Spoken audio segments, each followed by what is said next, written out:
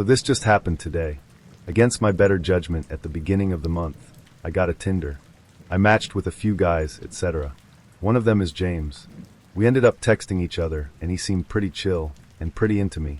He's a decent-looking guy, and we seemed to click. He had apparently been in a relatively abusive relationship with a woman, and he was looking to start over. According to him, she had hit him with a frying pan and pepper sprayed him once. He kept going on about how crazy she was. Alright, it happens. We went out to the movies this past Friday, and I had a great time.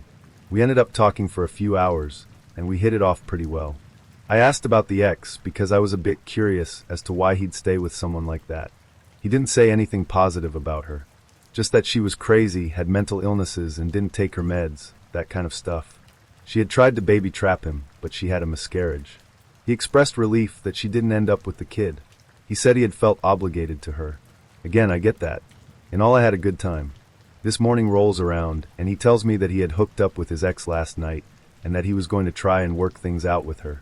Mildly insulting that I lost out to an abusive chick, but whatever. I tell him it's cool. He then a few hours later texted me to say that she was crazy, and he thought she was changing, but she wasn't, blah blah.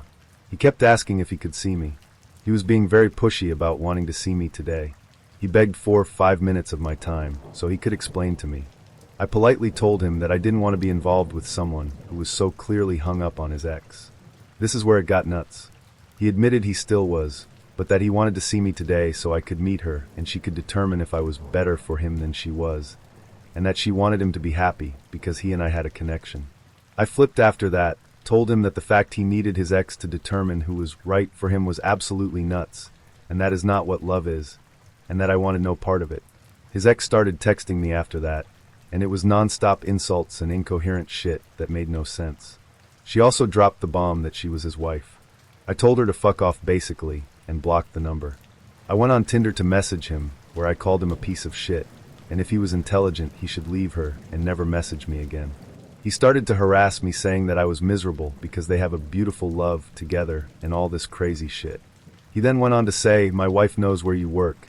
I hope she doesn't do anything rash," and I told him if that was a threat I would gladly go to the police.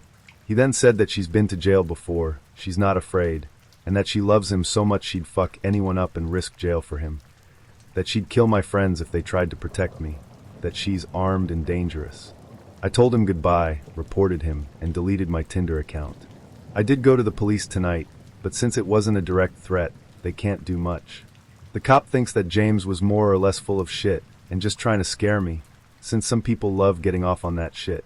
He said I did the right thing by blocking him and reporting him, and said I should just keep my eyes open and alert the people at my job. Scary thing is, James seemed perfectly normal. But he lied about being married, how he felt towards his wife, and he flipped like a switch. His excuse for not being upfront about being married was that they were going to get a divorce. He seemed so docile and unassuming, and the hatred and aggressive attitude was insane. I have to honestly wonder what would have happened had I gone to talk for 5 minutes. I'm kinda concerned since they do know where I work, but if either of them try anything then the cops can actually nail them. What a weekend. A bunch of years ago, I matched with a guy on Tinder. I was a freshman in college, and just got out of a relationship and having fun. I matched with this guy, M24, we can call him D. He was a little odd, but we had similar interests and went to the same school, so I thought why not? The red flags started rolling in immediately when I said I would go on a date with him. Of course the fact that he was much older isn't lost on me as the initial red flag. At this time, I didn't have a car. D offers to pick me up, but tells me that he is not in town, but he would leave his grandmother's funeral early, which was at a minimum 5 hours away, to come and pick me up. He showed up in sweatpants, a wife beater, and flip-flops, which struck me as odd because he said he was coming from a funeral. We hadn't made plans, just to get a bite to eat and hang out. Since he had been out of town, he asked if it was okay if we stopped to pick up his dog. He had left the dog with a friend. I like dogs, so I was like, no problem. It's dark and we pull up to an apartment complex, and he leaves me in the car and come back with a golden retriever. The dog immediately starts growling at me, which had never happened to me before, so I start feeling a little weird. D doesn't say anything about the dog's temperament. Because we have the dog, he wants to drop him off at his house. This feels logical to me, so I agree. When we pull up to D's house, he asks if I want to come in, not wanting to sit in the car. I do. The moment I walked in, I immediately knew it was the wrong choice. The house is trashed. There's garbage everywhere. Trash bags full along the front entry, bottles and wrappers on the couch, and just general crap everywhere. D lets me know he has a roommate, but that roommate isn't home. I assume this is to imply the mess isn't his. After brushing the trash off the couch, he asks if I want to sit and play chess. I had expressed that I was interested in learning, and he seemed more than happy to help me learn. This too was a mistake. D begins explaining the game to me, and it isn't fun first date explaining. He has gotten very serious, and is showing me each piece while telling me what it is, what it does, and how it moves. D then begins questioning me over each piece, which most I get wrong. Every time I get one wrong, he yells at me the correct answer, and tells me try again. He got more and more frustrated, and it made me very uncomfortable, so I suggested we pause chess and do something else. D suggests watching a movie, which is fine with me. The idea of us leaving and going to get food seemingly forgotten. D tells me that we can watch movie in his room, and I oblige, but then he explains that he has to put clean sheets on the bed. I had assumed we were moving to his bedroom because it may have been cleaner, but when we go in it's not, and there is no TV in his room. He proceeds to put Iron Man 2 onto his phone to have us watch. We watched about 10 minutes of it before things got sexual. I won't tell you strangers the details, but short story short, we didn't have sex, but other things went down. I will say those things were consensual. After they occurred, I was feel really odd about the whole situation, and told him I didn't want to have sex. D was confused but didn't push it at first. He said fine, and we watched maybe 5 more minutes of the movie before he said he didn't want to watch the movie and more. He started complaining and asking me why I didn't want to have sex with him, and I simply said I wasn't in the mood anymore. He then began pressuring me to tell him exactly what it was about him that made me feel that way. At this point, we had moved from the bedroom back into the dirty living room. You might be thinking, seems like a perfect time to leave, and I thought so too, but this is where things start to get scary. As if he knows I'm thinking about how I'm leaving, he explodes and begins to scream at me. This is a 6-foot-something man screaming in the face of a 5-foot-nothing young girl. Of course I'm internally freaking out, but I'm trying to make sure I don't piss him off anymore, but also not agreeing to anything. For the next 5 to 10 minutes, D screams at me about why I don't like him, why I don't want him, and continuously asks what's wrong with him and to tell him. I tried to placate him as best as possible, saying the old, "It's not you, it's me," and "No, I don't want to leave." Again, this man is my only ride home, and I'm truthfully not sure exactly where I was. Though I did have my phone and Google Maps, I did not have Uber at the time. D finally calms down when he believes I'm going to stay, then suggests we try playing some video game. I was in full internal freak-out mode, trying to make sure I was playing the part of the interested date, because I was terrified that if he felt I wanted to leave, he would freak out again. We play this game for a while, then out of nowhere D starts getting upset again. He started yelling about why no one likes him, why no one wants to get to know him, and why no one loves him, saying that he has never had a girlfriend and all his dates have been one-night stands. Again, I placate him with "I don't know. Lots of girls are just snooty like that." At this point I'm saying anything and everything he wants to hear. He even starts crying about how his mother never loved him and telling me very deep, dark things about what his mother has said to him and treated him. After he finally calms down once more, he gets up and goes to the kitchen to fix us some drinks. Now, if you're anyone with a brain, you're thinking absolutely not, which was my exact thought at that moment. I decline his multiple offers for a drink. He asks if instead of alcohol, I wanted water, and of course I declined that too, feigning that I wasn't thirsty. I stayed at his apartment until about 1 a.m., because I was sitting next to him terrified to 1. Ask him to take me home 2. Say I'd walk home 3. Figure out how to get an Uber. I had been trying to download Uber on my phone without him noticing, but then it asks for card information, and that was too hard to do without him noticing. So around 1 a.m., I yawn very loud and say, "Oh wow, it's 1 a.m.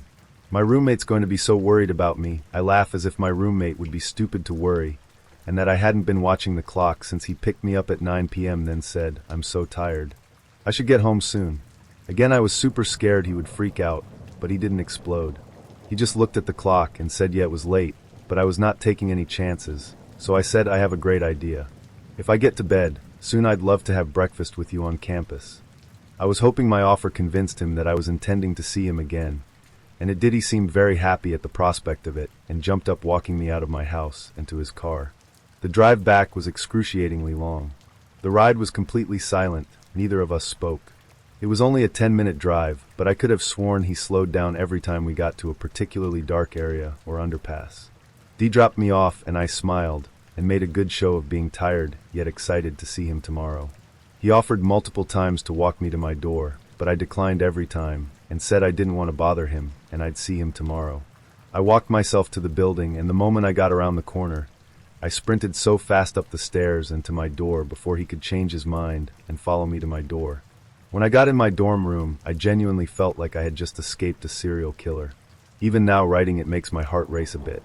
I never met up with him, but he begged me for multiple days after to meet up with him again. He ever asked to pay me $20 an hour to sit near me in the library. I declined obviously, and only ever saw him once after at the gym on campus. He didn't see me, and I left immediately. I've thought about Dee occasionally since the date, and wondered if all those girls he had one-night stands with had the same experience I did. I still sometimes wonder how many girls there were after me. I went on a Tinder date some time ago while I was adjusting to a new city I had moved to. I didn't really know anybody there, so I used some online dating apps to see the dating scene around town. I landed one from a girl that seemed just like an artsy hippie type of girl. We had a few exchanges through the Tinder app and then decided to meet up for a drink. I picked her up at her house and she greeted me at the door and gave me a hug. She said the name of a local bar she wanted to go to for us to chat and get to know each other. I told her I would drive and proceeded to my car. The first red flag I noticed was when I walked to my car and opened the door. She had just followed me to the driver's side and was standing behind me staring. I looked at her blankly for about 15 seconds and asked her if she was going to get in. She said sure I would love to, and went the long way to the passenger side around the back of the car. Since I had just met the girl, I figured she had just maybe smoked some weed or something, as I had kind of got the vibe she was a bit of a stoner. As I was driving to the bar, she talked in a very low voice, almost as if she was trying to whisper. I am not hard of hearing or anything, but I had to ask her to repeat herself several times just so I could make out the full sentences she was saying. When we got to the bar, I made sure we got a seat closer to the back away from most people, just so I could have a little quiet in order to hear her. The conversations honestly carried on as normal from this point, and it was actually a fun time for the time being. We talked about different things we were interested in, and she did bring up she did recreationally use weed and a few other tripping substances, like shrooms and such. I am not much of a fan of these, but it at least made me relax in the back of my mind to think maybe she was just high off marijuana, and that rationally explained some of the out there behavior. Granted, I had a few drinks at this point, so I was honestly not thinking straight. I asked her if she wanted to go to my place after drinks, and she agreed. When we got to my place, we had a few more drinks, then she started talking about her jewelry. This is where it gets weird. She told me her jewelry was her big secret, and it defined her. When I asked her why it was so important, she said, I'm actually Anastasia, and I was never killed in Russia. My jewelry is my link to my past. It was hard for me to take that serious at this point with how much I drank, so I kind of challenged that statement using the little bit I knew about history. At this point she freaked out and started yelling at the top of her lungs about how I don't respect ancestors and history. Then she got quit and tiptoed right up to me and grabbed me by the neck. She then brought my face eye to eye with hers while still holding my neck. She says at this point, I am a shaman and I will curse you. My ancestors have destroyed many people, and you do not respect that. You are from oppressive ancestors, and they will be punished. Then she put her hand in a whiskey glass and made a cross on my face and kissed my forehead. At this point, I started to sober up a little. I talked her into calming down, telling her I was only joking. Then she slowly started getting back to normal. Then, she started talking about her cat fetish. She tells me she has a list of people who she tames to act as cats. I am not about judging people on their fetishes, so I listen in. She then tells me all the things she does to them and starts acting like a cat in my living room. If she had not yelled at me earlier on, I might have almost been turned on by it. My red flags in my head were tingling like crazy at this point, so I just listened and tried not to set her off. She noticed sage on my kitchen counter and asked me to let her light it and bless the house. Side note, I use sage to make my house smell better occasionally. It's kind of a ritual I like to do, but it's mine and mine own, something I take very personally and like to do myself. I tell her no, she can't light it, and that it's my thing to do on my own. Then she freaks out telling me I am a horrible human being and screaming all over the place. I tell her I can take her home now, and she runs to the door and goes outside. As I get outside, she is screaming at the top of her lungs that I am a horrible person and I should go die. I tell her she can walk herself home then, and I go back to my place and lock the door.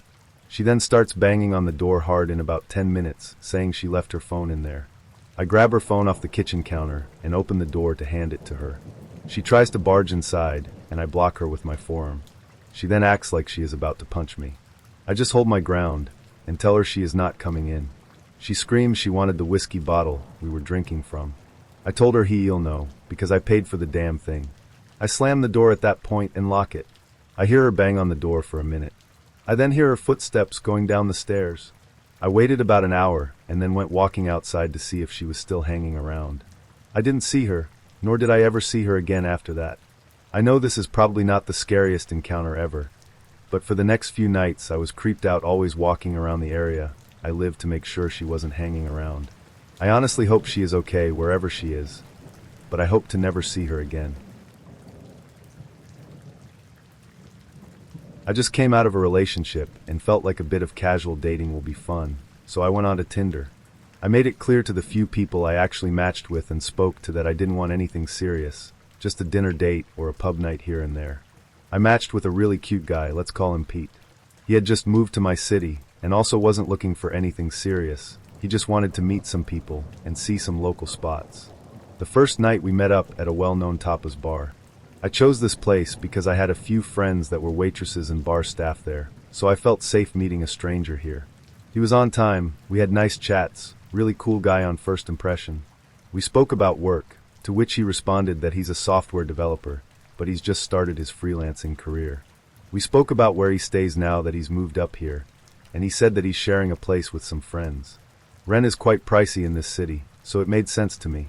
He asked where I live, and I told him that I'm lucky to have my own one-bedroom apartment in quite a nice and popular part of town, mostly thanks to my parents that helped me save and gave me a portion of the deposit money for my 21st birthday, which I invested and grew until I had enough to put down a decent deposit. He then offered to drop me off at home, but I said no, I'd prefer to Uber home by myself. He asked if this was because I'm going to go meet someone else after him, and I laughed because I genuinely thought this was a joke. The next time I saw Pete was about 3 days later. He said he knew it was fast, but he actually couldn't stop thinking about me, and he wanted to see me again. This time we met at a different restaurant, also one I chose because I went to school with the owner and knew all the staff pretty well. The place is a little bit more pricey, and he got super annoyed with me for ordering as much as I did. I couldn't understand why, since I insisted on paying for my own stuff both times we met. That night, same story, let me drop you off at home, please. Again, I said no. While we're in the middle of this conversation, he gets a call. He stepped away, but I could still hear a fair amount. No, I think I'm going to stay with you again. Yeah, I'm with her. Don't worry about it. Okay, I'll be home soon. So now I think he's chatting to his roommate or maybe his mom, but I don't ask. He comes back to our table. Please, I insist. Bad things happen to women that Uber home this late by themselves. I'd feel better if I dropped you off. Not having the energy to argue, I tell him fine, and I put my address into his GPS. As soon as he got home, he messages me and tells me he'll be picking me up in the morning to go for a picnic. I reply that I actually have cleaning to do, but again, he insists that he'll see me at 10. Come 10 a.m. that next morning, best believe he's right outside of my apartment. I get into his car, and as he leans over to kiss my cheek, I notice that his breath stinks. Obviously, I'm a little grossed out. We have our picnic, and it's quite nice. He tried to kiss me a few times, but I avoided it with everything in me. By about 4 p.m. I tell him that I really want to go home, and the park we went to is about an hour and a half drive from my apartment, so I couldn't really Uber back home because it would cost a fortune. He agrees it's time to go, so we get in his car and we're off. I fell asleep in the car on the drive back, and when I woke up he asked if we should finish the rest of the bubbly we got for mimosas up at my apartment. I said to him I don't want to, and he just snaps. He raised his voice and said something along the lines of, "What are you hiding from me? Just be honest. Why are you so desperate to keep me out of your apartment?" I was so confused I actually just kept quiet. He dropped me off, but I could see his car across from my apartment for about half an hour before he actually left. About 5 minutes after he left, he let me know that he's home safe, and he thinks he's starting to fall for me. So naturally I'm freaked out, because I made it clear that I didn't want anything serious, and he said he felt the same. I said to him if that's the case, I think we should take a break from hanging out with each other. About 5 days later he messages and asks if we can go for dinner again. He found an Indian cuisine place he knows I'll love. I tell him it's cool, he should just send me the address. He tells me that he'll pick me up. So 7 p.m. comes, he tells me he's downstairs, and as I go down to meet him, I see he's standing at my gate.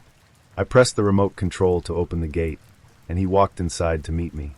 Show me which one is yours. I'd love to see how you live. Not hi. Not how are you. That's his opening line. So now I'm naturally unsettled. I say to him that I'm starving. Could we go for dinner, and I'll show him my place at a later stage. At dinner he gets a call again. This time he didn't step away. Pete, yeah. I don't know. I can let you know by about 10. He then turns to me, am I sleeping by you tonight? Me, no. I don't know. I have work tomorrow. Pete to me. Yes, me too, then back to the caller. I'll let you know, okay caller. No, you're not. Can you just get your things, please? Pete. And do what with them? Caller. Take them to that girl you're seeing. I'm done asking you. Now I'm sitting here in absolute shock and terror. What in the fuck is going on here?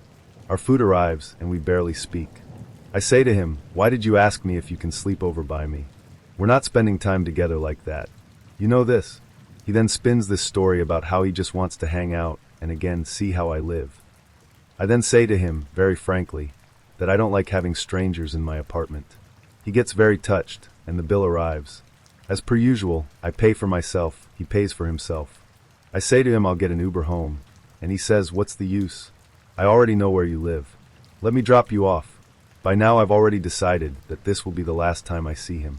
I get into his car, and I reach for my jumper that I threw in the back when he fetched me. I notice a bag in the back of the car, full of clothes and toiletries, as well as a pillow. I don't think much of it. I don't personally drive or own a car, but I know my sister always has the most random shit on the back seat of her car. Hello everyone. I am a female who is nearly 20 years old, but I was 18 when this story takes place. This is my first time posting here, but I love listening to YouTube narrators that read these stories. I am on mobile, and I am dyslexic, so please excuse any errors in my formatting or spelling. I was thinking about another creeper that I am currently dealing with when this story came to mind. I might post the other one later. This might not seem creepy in text, but it was super creepy while I was living it. Sorry for any rambling as well. On to the story. I use an app called Meet Me, which is a mix between Facebook and Tinder. You can post a profile that says what you are looking for, and I blatantly put in several areas that I am taken and just looking for a chat or friendship, never anything sexual. It also has a place where you can post statuses, comments, reactions, and etc. similar to the Facebook feed. Well, in my profile I post very plainly that I am female, and I also post quite a few selfies so that I will not be called a catfish. I don't think that I am attractive personally, but apparently a lot of people on the internet believe differently, as I get several messages a day from horny men and women asking for sexual stuff, or even sending a few unwanted dick or boob pics. It's the usual wanna hang out or send me a nude type messages. I tend to be very confrontational, so sometimes I flat out tell them that I am not interested, while other times I play with them a bit, like send a pic of my pet cat instead of a pussy pic. Sometimes these people actually put some effort into these conversations, however, and they will sound normal and non-sexual for a little while at least. This story starts off with one of these types of guys. I forgot to mention that I had just started college in a very safe and rural area, on my own, but I grew up in a great town that was always safe. Thus, I was naive. This all took place about a year ago, maybe a bit longer. So this guy messaged me, starting with the usual awkward hi. How are you? I messaged back my reply, so practiced by now that I could probably type it with my eyes closed. We continue the conversation from there. It is the typical mundane things like, what do you like to do, and etc. Of course, as most times it does, he turns the conversation to sexual stuff. I am a very open person, so I don't mind answering things like my bra size or my fave position, but I will never do anything that requires action, such as sexting or sending a nude. I answered a few of his questions, discussing some things here and there, and asking a few of my own, like, what about you type questions after he asks, what's your fave/preference? He eventually asks for a picture, beating around the bush like most guys. I just send him a saved selfie, and he was like, that's not what I meant. Send me a picture of your pussy. After he becomes insistent, I send a picture of my cat. He gets mad at this, as most do, and starts cursing. I don't mind it, and I simply say that I will never send him the pics that he wants. That is when shit goes down. He starts off normal, calling me names and etc., but then he begins to threaten me. He says that he has just hired a hitman, and that I showed fear for my life. At that time, I did not take the precautions that I do now, so anyone could at least see my location. He knew I went to college, and we are the only college in the area, so he essentially knew where I was 24/7. He also had real pictures of myself. Heck, even one of my selfies had one of my college's iconic buildings in the background. I was pretty sure he was lying, and I called him on his bluff, but the fear was still there. Like how you know a roller coaster is super safe, but you still feel like you might die before you reach the end. That feeling. I quizzed him on how hitmans work, and he knew even less than I did, but there was still that chance. At times he even said that he would find me himself, so that he could stomp my head in and kill me. I remember that image all too clearly. You might be thinking, why didn't she just block this guy? And you would be right. I should have blocked him so many times, but I have this weird moral thing where I will not block anyone ever. What's even weirder is that this creeper guy would almost do a whole 180 and say that I was somehow threatening him. He would whine and cry, I forget about what, sorry, and just go on and on about how I should block him. I never did, per my morals. A few times he even threatened to self-harm if I did not block him. Once, he sent a pic of his arm where he had cut, but I easily pointed out the fakeness of it. All he did was squirt ketchup on his arm. Whenever I proved him wrong, or wouldn't block him, he would just get mad at this and go straight back into his "I'm gonna kill you" mode. A few times he did block me, but would unblock me again after sometimes just minutes. This went on for maybe a month, but it died down quite a bit, I forget why. Then a few weeks later, when I finally started feeling safe again, he starts messaging me, and then it starts all over. I poke fun at the fact that his hitman never showed up, but all he said was that he had called off the hitman temporarily to give me a chance to prove myself. I started asking about this hitman Aegon, and this time he gave more details. Supposedly this hitman was a friend of his that used to be in the US Navy. He also told me what price he paid, which was not what would be proper for a hitman, and other things such as how the hitman would kill me and etc. He even started going into his own connections and job. He said that he worked at a police station and that he could bring up my school records to find me, which I knew was false without consent. Thankfully I did, and still do, use a fake name everywhere online, so even if he tried, he would find nothing. At one point he even said that the hitman had low-vat me, and that I would be dead within the next 24 hours. This scared me so much that I wrote every little thing down that I could, and sent the infamous, "If they find me dead, Tom Arrow, tell the police to check here" text to my boyfriend. I did not want to worry him, but I knew that this was the only way to do things. I closed my curtains, locked my door, and was on high alert when I was forced to walk outside. I feared for my life in a way that I have never experienced before. Every shadow was a man with a knife, every window a sniper barrel pointed at my skull. Every single thing screamed death. 24 hours passed, and I was still alive. I lived. I can't believe I lived. After that he obviously stopped messaging me all that much. It was over, or at least I thought it was. One day, out of the blue, I get a message from him simply saying, "Who is my real name?" I was obviously shocked at first, and I asked him what he meant. He indicated a recent picture I posted, and in the background there was a piece of paper with my full real name on it. The one thing I had actually tried to hide was now out in the open. That is when I finally deleted that picture and the whole app as well. I was done with this guy and every scary person on the internet. I know now, especially after reading other Let's Not Meet stories, that he was just a harmless creep. But that was the closest I have ever been to death at that point.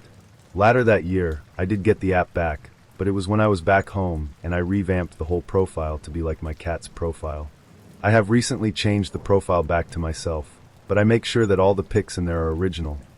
You can't backwards search them to get to my other social media, and that my location was not my true location. I turned off the GPS and set the zip code to a town about 30 to 45 minutes from me.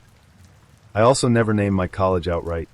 This experience has made me much more cautious and internet savvy, but to the crazy creeper that threatened to hire a hitman on me, let's not meet me again.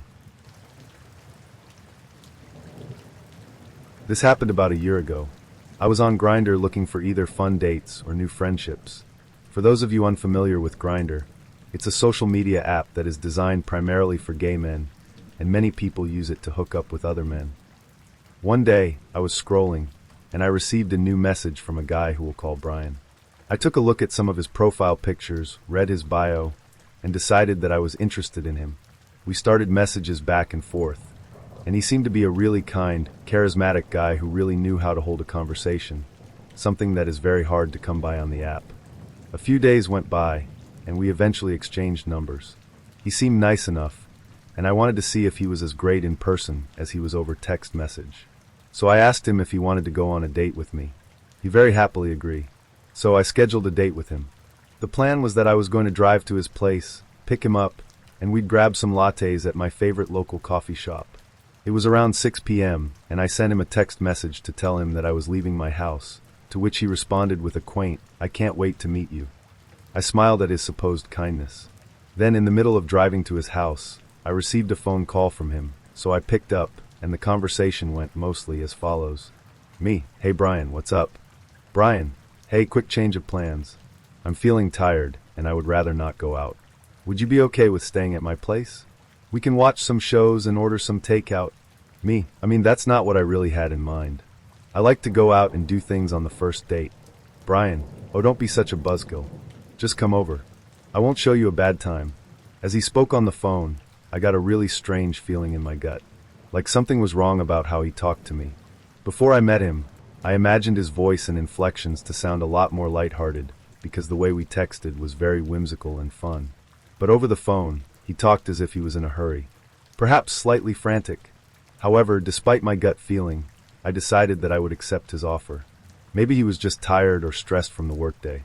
I pulled into his driveway, and he greeted me at his door. He looked like his picture, and he was very handsome. He was wearing fashionable glasses, and his dark hair, straight hair, contrasted with his light skin. When we go inside, I was greeted by one of his roommates, who was playing Dark Souls in the living room. I wanted to be polite, so I approached the roommate and introduced myself. I didn't want to come off as rude to Brian in case this date ended up going really well.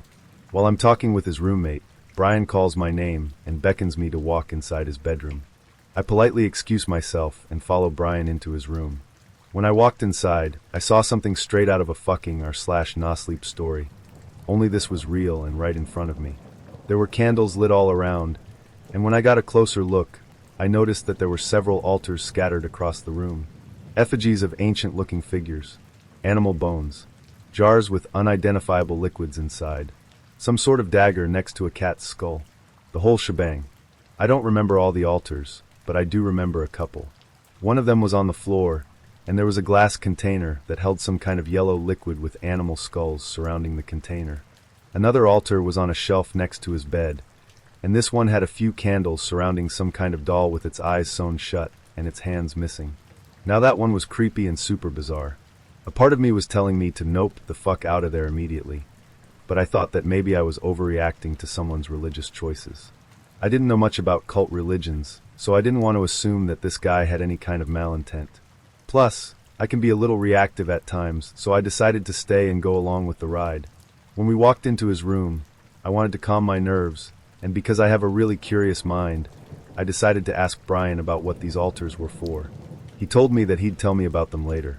A weird response, but again, I brushed it off my shoulders thinking that he might just be a bit eccentric. I can be a little weird too, so I tried to be empathetic and understanding. Then, I point to one of the altars and ask about it. He frowns at me and scowls. "Don't touch that." His voice startled me. His intense inflections paired with his angry expression sent a lump straight to my throat, and I felt threatened. I was almost 4 feet away from the altar, not even close to touching it, and yet he just yelled at me like a father yelling at his kid to stop messing around at church. I was confused, and thinking I had done something wrong, I apologized. In the blink of an eye, his scowl turned into a smile, and he kindly invited me to sit with him to watch a show. What really weirded me out was the fact that his smile looked and felt genuine. He had just gotten angry, but all of a sudden, he didn't care and served me up a really kind disposition. I was unsure of how to process what had just happened, so I just decided to sit down with him. He seemed to be acting pretty normal once this ordeal had happened, and we started to talk about ourselves.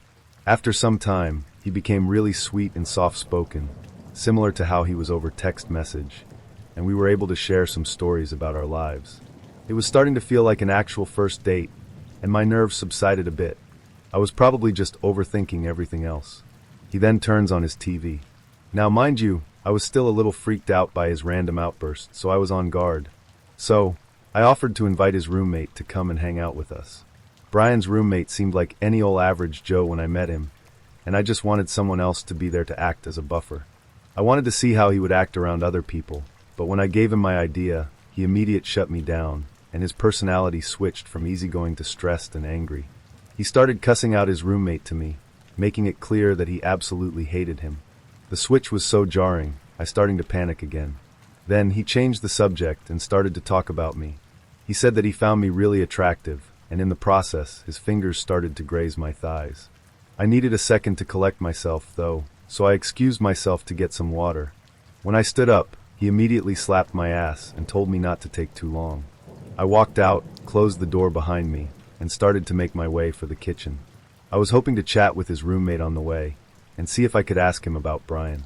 But he was asleep on the living room couch, so I just made a beeline to the cabinets in search of a cup. I thought about walking out and driving home because I didn't appreciate his sudden touchiness, but I started getting paranoid. He had all those altars, and he didn't tell me what the altars were for. I've seen some horror films about the occult, and I truly had no idea what this guy was capable. Yeah, he was sweet at times, but he was showing me some really aggressive behavior. Who's to say that this guy isn't able to put some kind of voodoo curse on me? Dramatic, I know, but you can never really be sure. So I grabbed my water and cautiously head back to his room. When I walked back inside, I saw him sitting on the couch with his legs crisscrossed and his eyes closed. When I approached him, I saw his mouth moving, but I didn't hear anything coming from it. Weirded out by this, I called his name, but he didn't respond. Strange. I called his name a second time, and he opened his eyes, uncrossed his legs, and went back to watching the TV without at all addressing what he was doing.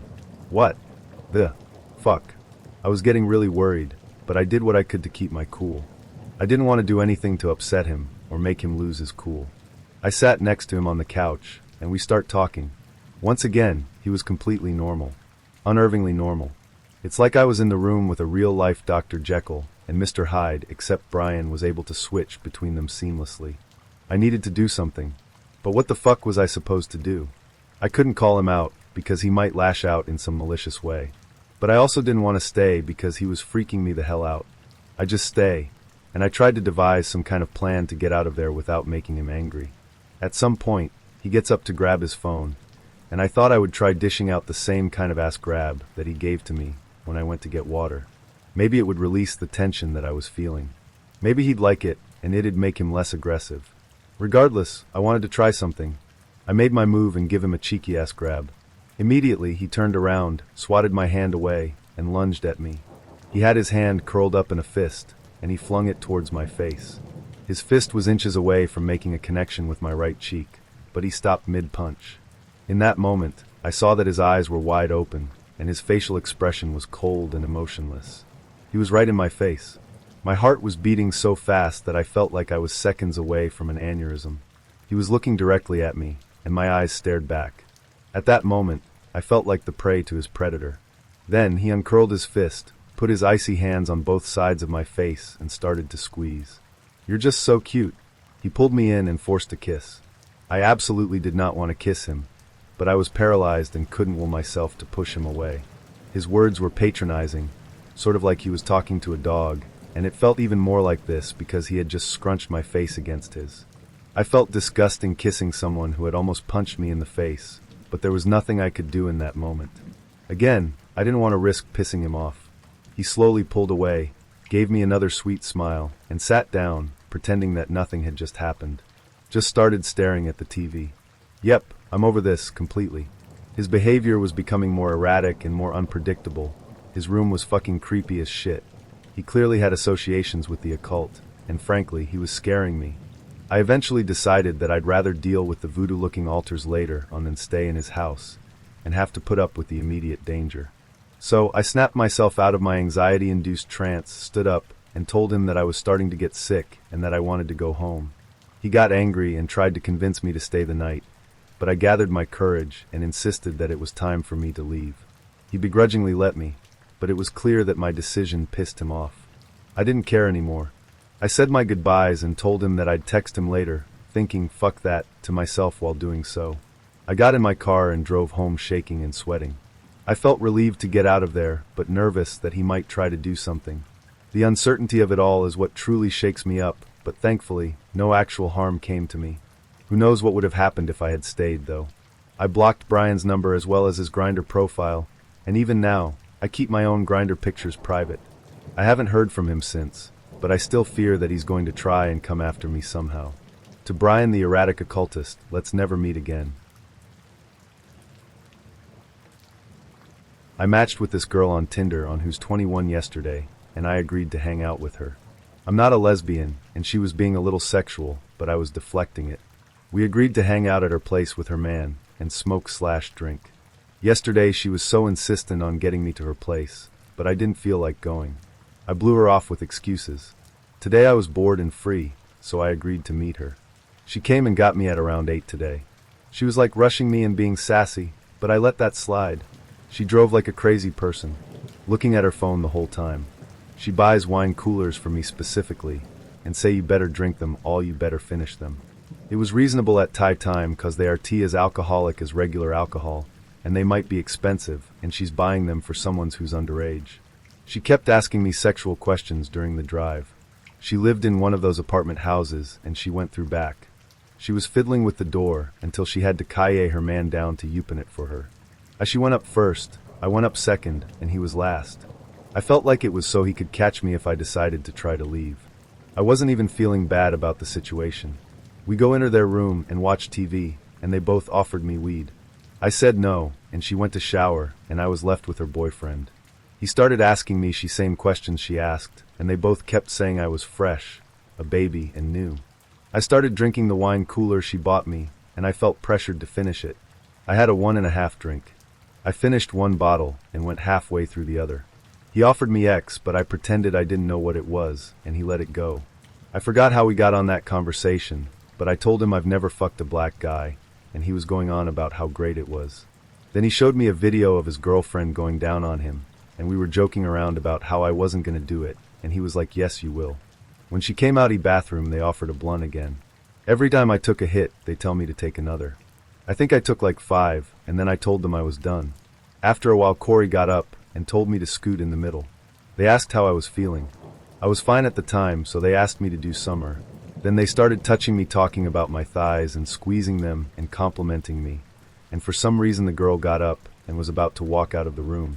She handed me a drink, and she was like really quick and forceful about it. I took another sip, and then the reality of the situation hit me, and it felt like I was in a bad BET movie. I swear I saw the lighting change. It went from fluorescent to orangey and dark. My heart started beating fast, and I was scared. I was thinking the man put something in my drink when he got up. I remember seeing him bend over, but I wasn't really paying attention. I was afraid of what that mean. Like I've read before that human traffickers keep the women they have drugged, so they won't try to run. I was so scared I was tempted to just call 911 secretly, but I was afraid of them hearing my phone dialing and be violent with me.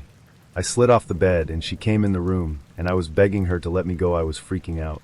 They were both asking me what's wrong, and I was telling them to take me home. I got my shoes and she led me to the door. I was scared when she opened it cause it looked different than before. It looked like a box, and I was afraid that that's where they kept the girls. I didn't want to go out. She pushed me out, and I ran down the stairs trying not to trip.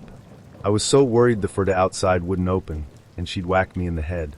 It opened when I opened it, and I got some fresh air. She was blocking the way a little bit. I felt better, and she was talking to me, asking me what's wrong and telling me not to leave. We went back upstairs when I was feeling better and started airing the room out. I stayed outside in the hall and held their cat for a while until I finally convinced her to take me home. She was looking for her keys, and I felt like that guy in Get Put when his GF was putting on a show of looking for her keys. I was so scared I made my way to the door. It was locked. I turned the lock thingy the other way, and it was still locked. I was 80% certain they locked me in. There was another door, and I tried that thinking it was the one to outside, but there was another half-naked girl there. I freaked out, but the girl opened the door for me and let me out again. We went to her car, and when I got in there I realized it wasn't the same car, it was a van. I was freaking out over that too, and she was like, we have 3 cars. She was driving around the neighborhood, and I felt like she was going to take me somewhere else like a warehouse or something. I got scared at every stop. I felt like some other people she was working with were gonna come in and take me. I put on my GPS just in case she was taking me a different direction instead of home. She was asking me if I'd still fuck her boyfriend, saying I should at least go down on him, and I lied and said yes. She was asking if we'll hang out tomorrow, and insisting we go back to her place. I said we could, but I wasn't going back there, and she was grilling me. The whole time I was with them, they were talking about a job. She said she owned her own business, but they're in their early 20s, so I skeptical. Then he said he was the manager, and that I could definitely fill the job, saying I was qualified, even though I'm not. She said she earned $4,000 a week, and he makes $7,000. I was thinking only pimps would make that kind of money. They were asking for my ID and social. She said I wouldn't be working this area. It was all very sketchy. She said I should come to their office and sign some things tomorrow, and I was like yes, and got out of the car. I don't really understand the business they run. It's like they help people with their electricity bill and go door to door, but I don't see how you could make that much money for that. The whole time I was just worried about passing out because I was dizzy, and a few times I thought my eyesight was getting blurry. I got out of her car and called my friend, and he said it sounded sketchy too. I don't know if I just had a horrible trip or if I met some sex traffickers. I'm still shaking and I'm afraid to go inside because I think I smell like weed and I'm pretty sure I'm still height. I'm on real thin ice with my family and I can't go home like this. I jumped at the sound of a rain drop and I thought someone was running really fast towards me, but there was no one there. I could just be tripping, but kinky Tinder lady, let's never meet again. I don't need money that bad. 3 or 4 years ago, I decided to check out Tinder and what it was all about. Thinking, what the hell, and that I had nothing to lose, I quickly made a profile. After an hour or so of checking out the app and how to use it, I matched with a guy in my area and we started talking. We spent most of that afternoon exchanging messages and chatting, asking questions, and getting to know one another. By late afternoon, he had given me his cell phone number, and we took the messages away from Tinder and started texting. For a few days after, everything was normal, and we were having nice chats almost daily. Naively, I thought this was pretty cool, to match with someone so nice, and that had similar interests on my first go using Tinder. Boy was I wrong. On the 4th day of us texting back and forth, his tone shifts, and he starts asking really odd questions. Some of them sexual, some of them not. There had been flirting between us, and a few double entendres, etc., but nothing like what he started asking. A lot of his questions were really sexually specific. I quickly nipped this in the bud and told him that I was uncomfortable. He apologized for this and accepted how I was feeling. We proceed from there, albeit a lot more cautiously on my part. I didn't have a lot of dating experience at the age of 20, and as this was my first time using Tinder and online dating, I thought this was normal behavior. However, I knew to not ignore the odd feeling I had in the pit of my stomach. When he asked if I'd like to meet up for coffee a couple of days later, I accepted somewhat reluctantly. I knew enough about this sort of stuff to make sure to tell people I was going out, who with, and where we were going in case anything happened. After we agreed on a local coffee shop, the tone turned again, and he started making all these assumptions, and I had to tell him several times that no, I would not sleep with him straight away. The final straw came when he started texting saying that we should run away together, and that he was going to take me away, and we could elope.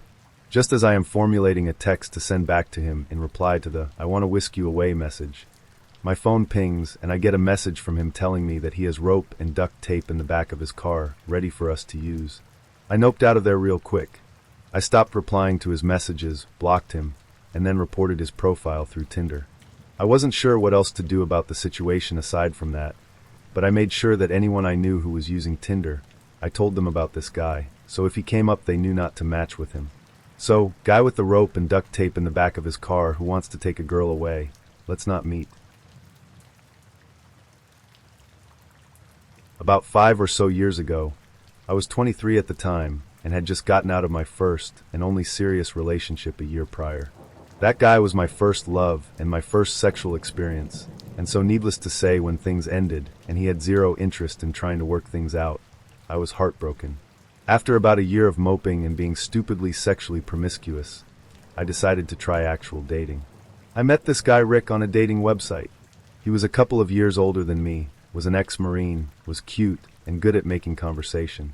After a few days of talking online, he asked for my number, and we decided to meet up. I drove to his house and come to find out he lived with a few other guys who looked really shady. Now he actually lived in a good neighborhood, but the way they kept their home and the way his roommates looked was my first red flag that an inexperienced, naive girl would not fit in his crowd, but I decided to stay and give it a chance. Once he saw me, he came up, gave me a hug, and handed me a helmet. To his motorcycle. Now I have never in my life rode a motorcycle before, but I had always wanted to, so I thought why not and hopped on. Now the street he decides to take me up is known to be a very long and windy road that is pretty secluded. It's also important to note that this is the springtime, and it's about 5 p.m. when we go on our ride. I didn't realize at the time he had decided to take me on that specific road, but once we got on it, my red flag started to kick in. I began to realize that 1, it is dead silent and there are no other cars on this road right now. 2, it's starting to get dark, and 3, yeah, I don't know this guy, so what the hell am I doing? And my alarm bells start ringing. Now I will say that while I made a ton of mistakes within this story, this instance is where I am proud of how I reacted. Once my anxiety kicked in, I told him that I think we should turn around and go home. He started laughing and asked if I was scared, and I said no, I just need to head home, because my parents are expecting me for dinner soon. He kept riding forward. More alarm bells ringing. Pictures of me being raped and lying dead in a ditch came up. I kept asking him, can we please turn back, can we please turn back, and he finally gave in and turned around. The next day comes, and I told myself that maybe I was just overreacting, and he was harmless, and decided to agree on a second date a few days later. We met up at a sports bar for dinner and a couple of beers, so we can watch the hockey game. The entire time we are sitting there, Rick has his arm around me and has me literally attached to his hip, constantly trying to make out with me, and is acting extremely possessive. At this point I'm completely freaked out because I barely know this guy, and all he is talking to me is about our future and how he would be such a protective boyfriend because he was an ex-Marine. At this point I knew I was done with him, but unfortunately my car is at his house. When we are done and head home, he insists that I come inside and hang out for a bit. I decide to walk in and stay for 5 minutes. Yeah, I don't know what I was thinking. We walk into his room and he immediately pounces on me, making out with me and trying to feel me up. I kept pushing his hands away and kept telling him that I needed to get going, but I could tell he wasn't going to give up until he got what he wanted, especially after I realized his little friend was aroused. He told me that he would not let me leave until we did something. I had no idea what he would have forced me to do if I kept rejecting his advances, so I decided that my only way out of there was to finish him off. So I did, and the entire time I'm trying to act like I'm enjoying it while dying inside and hoping he would hurry up and finish so I can quickly leave. Luckily I only used my hands, and luckily it took him a few minutes to finish before I literally ran out that door and sped home. After that night he tried to ask me to hang out again, and I told him that I think it would be best if we stayed friends. This guy began to relentlessly call me and text me and beg me to see him, then proceeded to call me a bitch because I was ignoring him, then would apologize for calling me a bitch, and it was because he liked me so much. So I blocked him.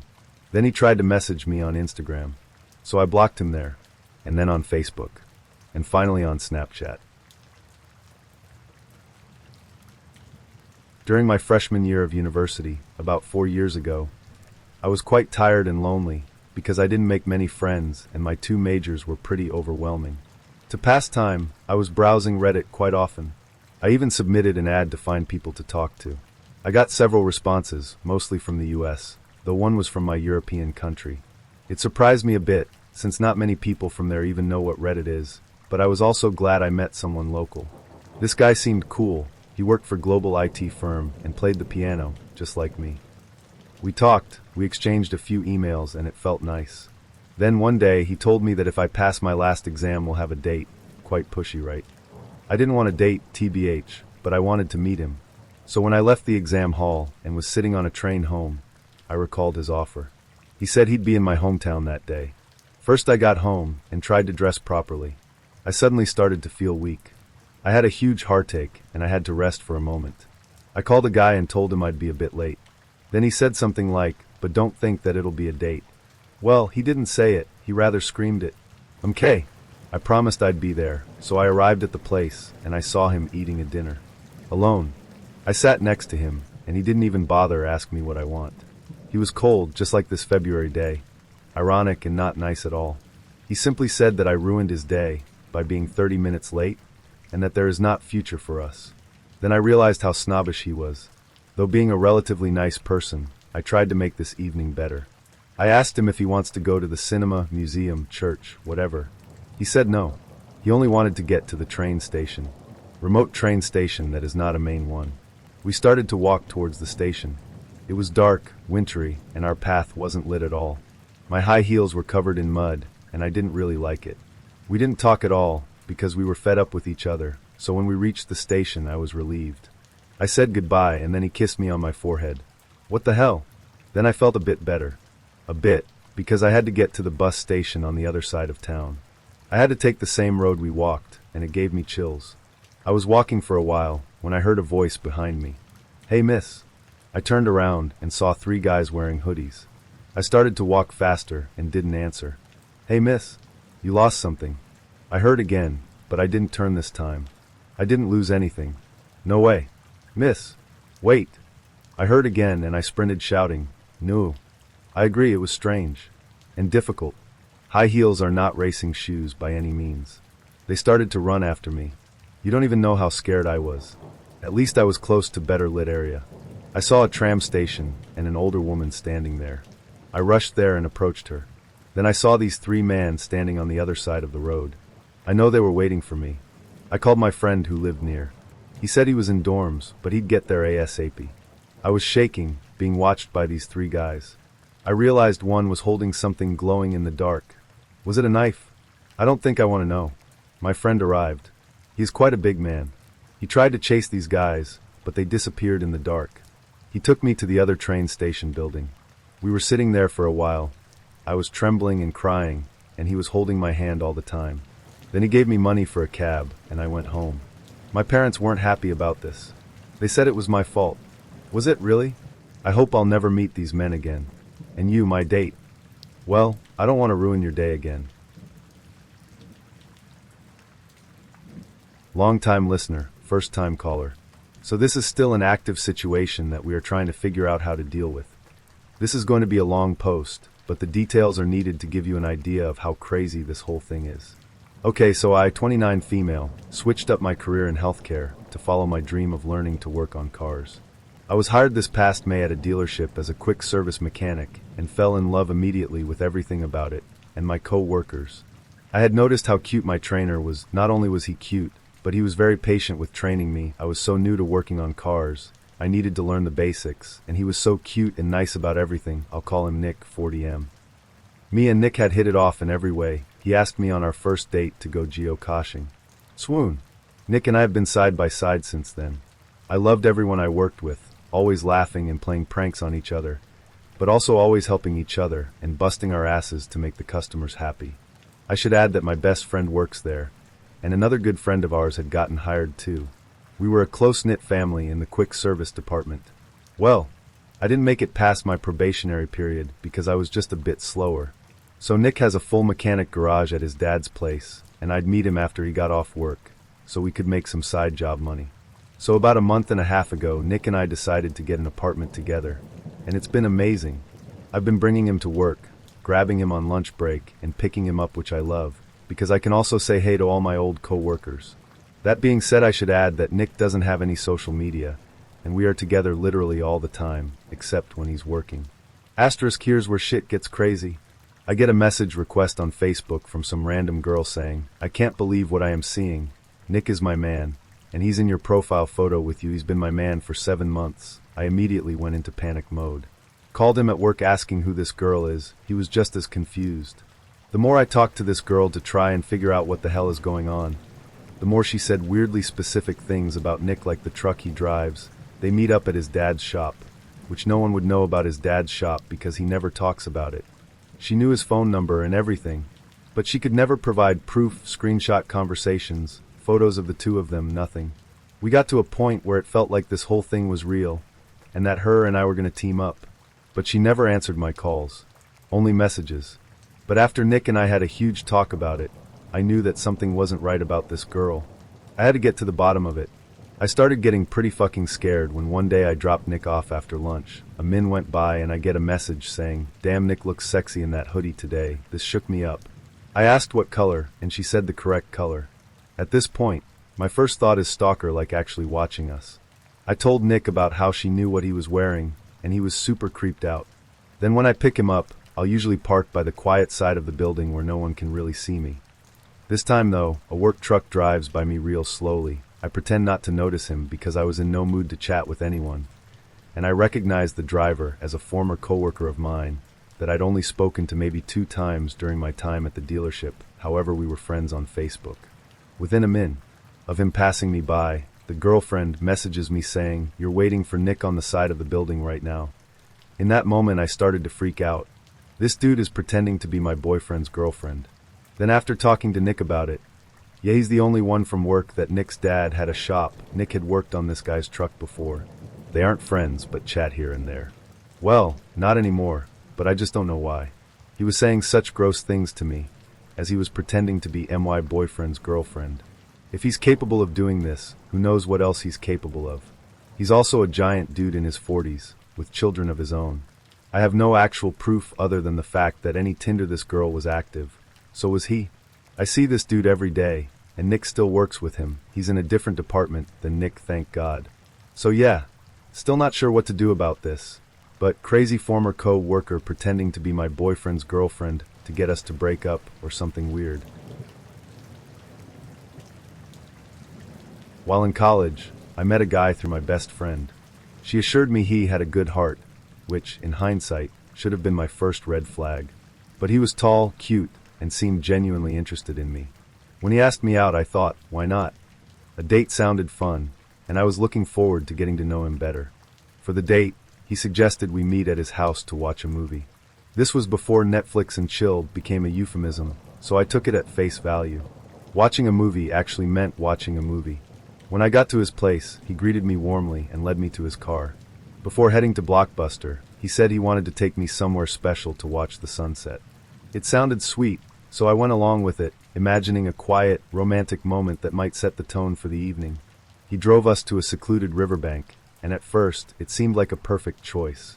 The water shimmered as the sun began to dip below the horizon, and the air was cool and peaceful. The moment had all the makings of a romantic scene straight out of a movie. But nature had other plans. Almost as soon as we got out of the car, bugs began swarming around us, coming off the river in droves. We tried to swat them away, laughing awkwardly, but things took a turn for the worse when hundreds of bats swooped in, circling above our heads. What might have been a charmingly adventurous moment quickly turned into a scene from a low-budget horror film. We raced back to the car, ducking and flailing like lunatics, and slammed the doors shut. Panting and disheveled, we looked at each other and burst out laughing. At least we could both agree it was time to leave. The date, however, was far from salvaged. When we arrived at Blockbuster, I learned that I would need to open an account in order to rent a movie. Confused, I asked why he couldn't just rent one himself. That's when he sheepishly admitted that he was banned from renting movies there. He didn't elaborate on why, and I didn't press him for details, but it was hard not to wonder what on earth someone could do to get banned from a Blockbuster. I reluctantly opened an account, telling myself it was no big deal, and we finally picked out a movie. On the way back to his house, he seemed to relax a bit, chatting about how excited he was to watch the movie. Then, almost casually, he dropped the bombshell.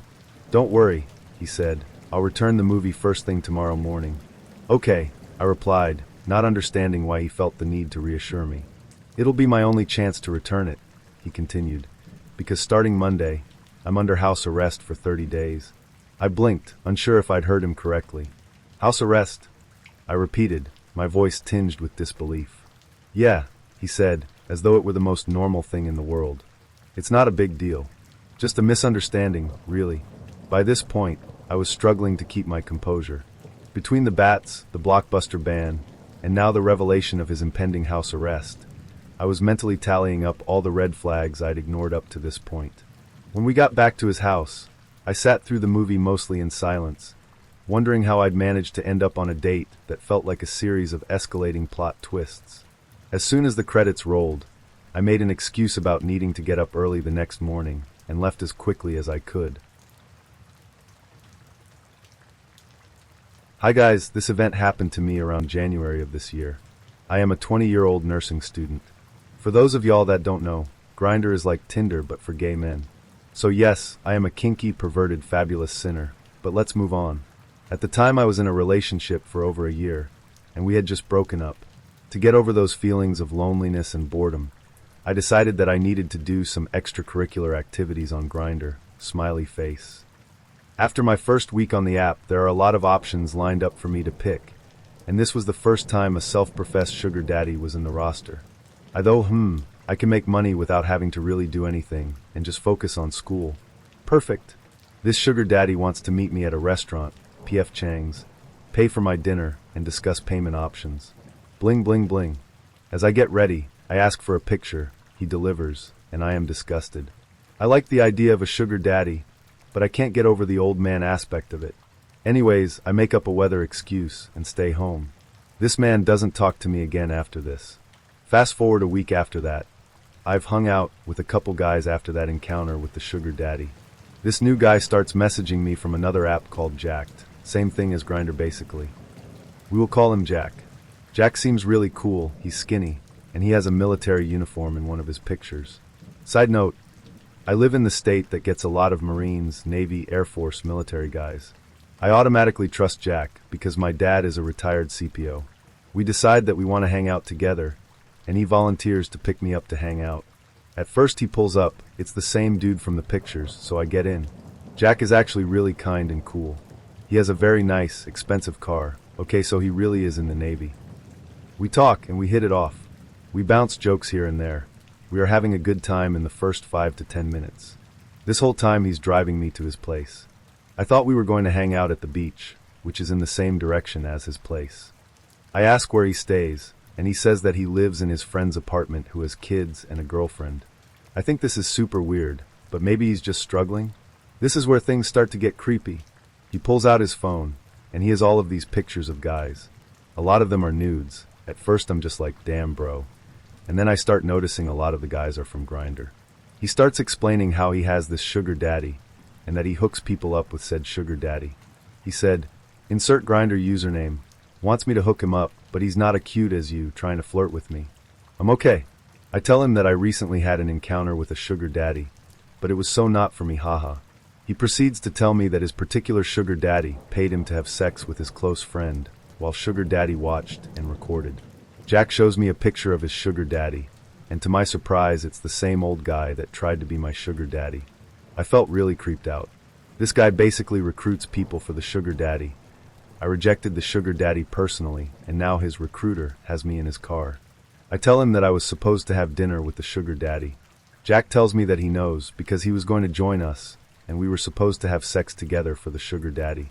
I am terrified. I look out the window, and we are near a really infamous Food Lion where a lot of crime occurs. Behind the Food Lion is a really sketchy, bad neighborhood. I ask him where his apartment is, and he said it's behind the Food Lion. I don't think so. I am only confrontational when my life is on the line, and this was that moment. Bro, I'm not going back there. Turn the fuck around or I'm walking out. In hindsight, I should have just walked the fuck out. I was afraid of getting shot if I walked out, but there was no way I was going back there either. He complied and turned around. We agreed that he was dropping me off at my house. I was stuck in my head. I'm so fucking stupid. Why did I give him my address? Why did I even do this in the first place?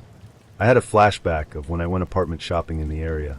We drove past that shady-ass neighborhood, and I saw two men standing over a man on his knees in the middle of the street at night. That man was probably killed that night, and I did not want a similar fate. Suddenly, I am pulled out of being in my head by Jack. Jay, are you afraid of guns? Why the fuck are you asking me that question? Me, no. I reply, trying to sound unfazed. Jay, you can't act afraid when someone pulls the gun on you. He said, trying to act like we were having a friendly conversation. Me, aight bro. Jay, you think I have a gun? Me, yes.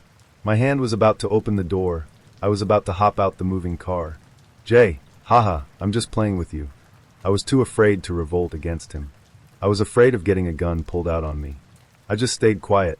He wasn't in a bad mood either. He still acted really friendly, like everything was fine. He told me to give him head before he dropped me off. Oh my god. This is so embarrassing, but I was too afraid of rejecting him, so I did it. After that, he was in a super good mood, and he dropped me off at home. I blocked him. I deleted all the apps. I am never doing that again. Later, I confessed to my close friend about what happened. She told me that her BF grew up in the shady neighborhood, and that a lot of people get shot over there. She told me that I could have gotten murdered or sold as a sex slave. I mean, I think I'm too old to be a sex slave, but you never know. When I got back together with the guy I initially broke up with, he told me the same thing. I pointed out to my boyfriend how there was a certain white boy that Jack showed me from Grindr. My BF told me that he was talking to the white boy while we split up, and he's a rich boy, he rides a red Mustang, and he lives near us. I see his red Mustang ride around sometimes, and I just hope he doesn't get into the same situation I was in. Maybe not the creepiest thing to ever happen to me, but it definitely made me deactivate my account and look behind my shoulder. I was 19 years old at the time this happened, single, attending college at a university in my hometown. I still lived at home. I had friends, but I was romantically lonely, so I decided to download OkCupid and give it a whirl. I had friends who had used the app with moderate success. I considered myself streetwise, and I knew I could always deactivate it if anything creepy happened. I didn't choose a username that could directly lead to finding me on social media, and I didn't link up a Tinder account. I didn't list anything overtly personal in my profile, just interests like music and movies. The usual, I like hiking, let's get to know each other, blah blah blah. Things went mostly fine. I got pervy messages, nothing too extreme. I conversed pleasantly with some men, and went on dates. I felt safe. Then one day I logged into my Facebook and had a chat request. He told me his name was Ryan, and he was college-aged, attending school at my university, looking for friends. Now keep in mind, I had also been in a group on Facebook about finding friends on campus because I often felt alienated there. I thought this was a man from the group, so my messages were very friendly and trying to get to know you type chats. The conversation was fine at first, but I thought it was odd that he didn't have a profile picture. He kept begging me for more pictures of myself, but demurring when I asked for a picture of him. He would bemoan how ugly he was, and how pretty girls never liked hideous guys. I tried to be nice, but it started bothering me. Then, the messages started getting bizarre. He kept asking me where I was going to be in class, or go to class the next day. I didn't respond. They started getting more and more frequent and hysterical. I'm talking 20 or 30 a day, begging me to respond. Then finally, in terrible punctuation, I see you every day sitting in the Mac lab in the library. You are so cute, please talk to me. My blood ran cold. He had sent an accompanying picture of himself. I recognized him as a man who had harassed me on OkCupid, and who I had eventually blocked. He was probably at least 20 years older than me, balding, with extremely yellow teeth.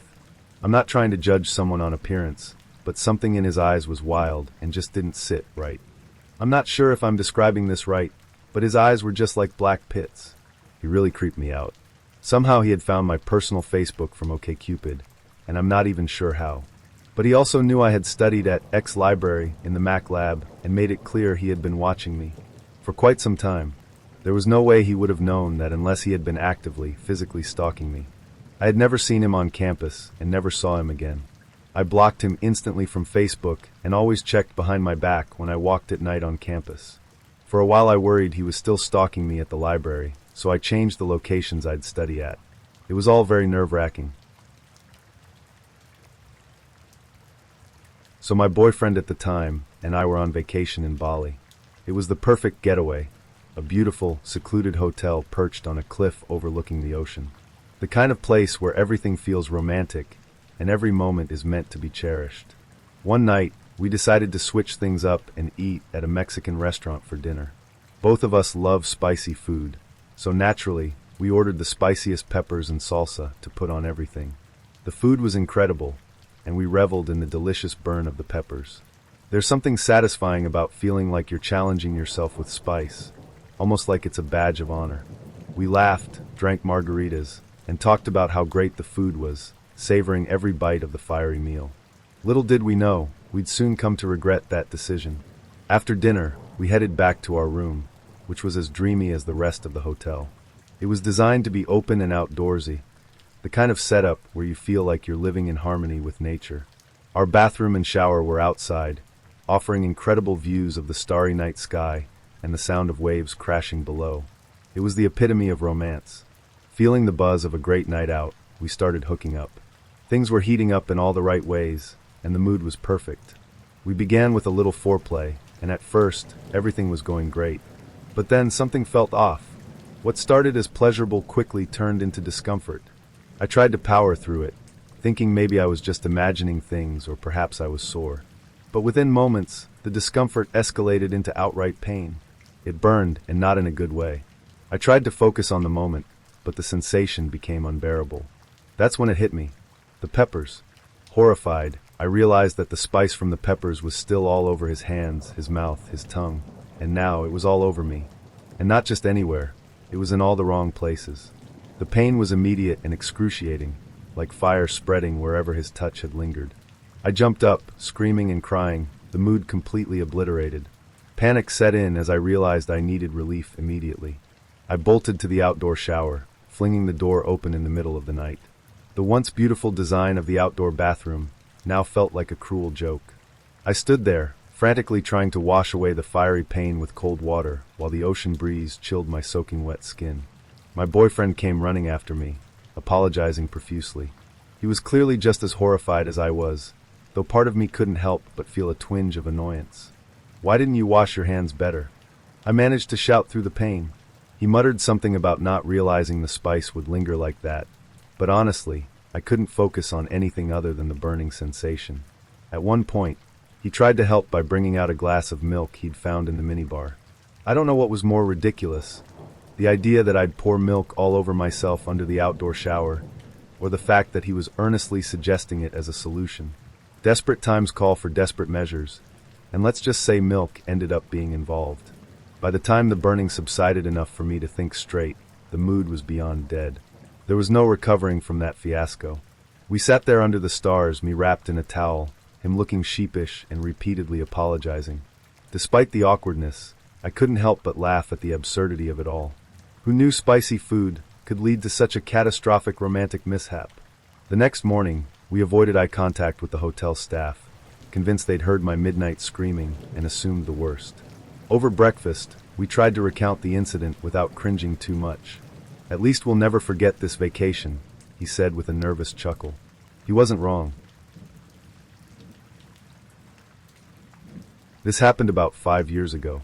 I randomly just felt like I wanted to share this with someone. I also hope this can help other people in a similar situation. I had just gotten out of a 2-year-long relationship. Living in the city I moved to my then boyfriend for. After he left, I felt lonely and heartbroken. I was stuck in the apartment we had shared. I downloaded Tinder to chat to guys as a way of coping with the breakup. There, I matched with this guy. He was about 4 years older than me. He was extremely handsome and charming. He was very much into fitness and had an amazing body. After talking for a few days, he asked to meet, so we did. He came over to my house, and I was immediately attracted to him. He was a bad boy, the kind I usually fall for. But he was also very sweet in the way he talked to me. He kept complimenting me and doing sweet stuff to me. After a few days of meeting, we ended up having sex, and it was honestly the best sex I had ever had. I felt this intense chemistry between us. We started hanging out and having sex a lot. At the time I did smoke weed a lot. I know he smoked too, and did some other drugs. I didn't really care much at the time. Eventually, he would keep asking me to hang out pretty much every day, begging me to come over because he missed me. When I told him I was too tired, he would bribe me with stuff, like saying he would give me massages, weed, dinner, romantic things, give me the best night, etc. He didn't like it when I told him no. He would sometimes get angry, send me a bunch of messages just pleading for me to come over. After every time I had been to his house, he would shower me with love via messages. He was so romantic, saying I made him feel so amazing, there was something special about me, and that he loved being with me. He would often shower me with compliments, but then get angry when I said I didn't have time to hang out with him. At some time I was at his house. He got a phone call from someone. After he hung up, he told me I had to go upstairs and hide because his baby mama was coming over. He didn't want her to see me because she was crazy. He told me some stories of crazy stuff she had apparently done. I believed him. He was very convincing. I believe this happened twice. Now I know I should have seen the red flags. I probably did to some extent, but I didn't care much. I kept hanging out with him a lot even though I figured out he was heavy on drugs like coke and speed. One day, I was at his house and we had sex. I had smoked a lot. He was on coke and probably some other stuff. He wanted to have sex again, but he got frustrated that he couldn't get it up. He got mad and kind of blamed it on me not being firm enough on the grip. He kind of yelled at me to squeeze it harder, and he just kept getting more frustrated. I felt uncomfortable and wanted to leave, but he wanted me to stay. He tried to continue, but it didn't work. I was extremely uncomfortable and felt embarrassed. After a while, I told him I wanted to leave. He then told me to give back the weed he gave me, as is his mind, it was his payment to me being with him. I honestly felt so pissed that I just grabbed my stuff and walked out the door. He followed me. At first he walked calmly about 30 meters behind me, begging me to stay with him, asking where I was going. I kept walking and saying no. He then ran towards me. I picked up my phone to call a friend of mine, because I could tell he was getting aggressive. I turned around and saw him literally tear his shirt open and stomping towards me. He grabbed my phone out of my hands, then kicked me in my stomach so hard I fell into a ditch. He then smashed my phone to the ground and told me, "You're done." I thought he was going to beat me up, but then it looked like he was actually trying to contain himself for a second and just turned around and left. I was mortified by what he had done. I ran away shaking. I can't even remember how I got home, but somehow I did. I was able to borrow a phone from someone and called my friend. He came over. I had bruises on my stomach and legs and had no phone. I also called the police using a friend's phone and told them I wanted to press charges. A few days later, he messaged me saying I tried to steal from him, that I took advantage of him just to get some weed. A few hours later, he texted me saying sorry. A few more hours, he texted asking what had happened to me yesterday. Then, a week later, he found out I had reported him to the police. He was mad. He said he couldn't believe I reported him. Then he told me he would give me 2 new phones, or whatever I wanted if I withdrew the report. That he wouldn't contact me anymore if I just did it. He just didn't want any trouble and didn't want to lose his daughter. I didn't answer. Then, he sent another message fabricating the whole story of what happened that night. He kept harassing me for weeks with messages. Some days he was begging us to get back together or be friends, bribing me. Other days he was accusing me of random stuff, calling me names, etc., and that he had a great lawyer. That he would report me to the police for stuff I had never actually done. He kept acting like a smart ass, saying he would beat me in court. It all just became a big chaos. After a few months, there was a trial. I couldn't attend physically, so I testified via phone call. I was questioned about our relationship and the incident that night. He lied and made up stories about me, but no one believed him. As the trial was done, I received all the papers in the mail. I was in shock when I read it. He had previously been charged with violence and rape towards his ex. Apparently, there was also an incident where he had forced his ex-girlfriend to touch herself while multiple other men watched and videotaped her. There were other girls, too, that had experienced similar things. Stuff like robbery, weapons, fights, violence/torture, you name it. He had been to jail multiple times. I had no idea I had been dealing with such a dangerous man. I am pretty sure he is a psychopath. He has no understanding of what he has done. The sick part is, I recently came across a post about him on Facebook. Apparently he is pretty popular with women lately on Snapchat and Instagram. He posts stuff about his life, whining about being beaten up by random men, being tortured, robbed, etc. That people follow him with guns.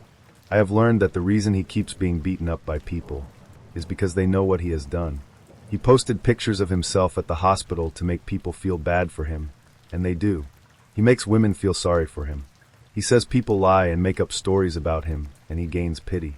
He then posts all the sweet replies and messages girls send him, saying stuff like he feels so grateful for all the support. He is extremely good at manipulating people. I honestly feel so lucky that I got away at the time I did, and that it didn't escalate any further. I checked his Facebook, and apparently he had a girlfriend now. I pray he doesn't hurt her in any way. I'm a male in my early 30s, and I've dated a decent amount for the last decade or so. I have talked about this subject with friends, and I have witnessed the struggle on both sides and in many forms, and I have to say, women have it so much worse. There is really no comparison here. Sure, guys might go on some boring, terrible first dates sometime. You might stumble into a cheater.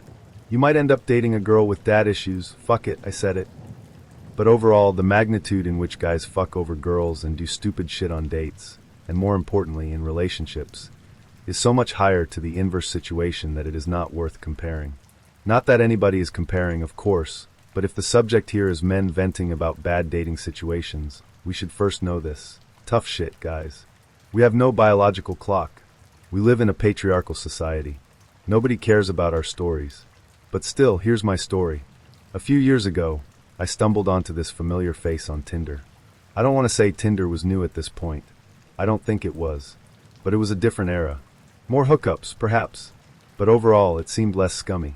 In this case, the girl had gone to my high school but graduated like 3 years before I did. I think I was probably around 27 or 28 at the time. She was like 30. She was also divorced. But she had been a collegiate volleyball player, and she had known my older sister, and she was very persistent and upfront after we matched. So I was like, fuck it, sure, let's meet up for a drink sometime. She lived in the suburbs, huge red flag. I lived closer to downtown. But I was trying to be nice, and we were meeting up on like a Tuesday or Wednesday, so I was trying to be flexible.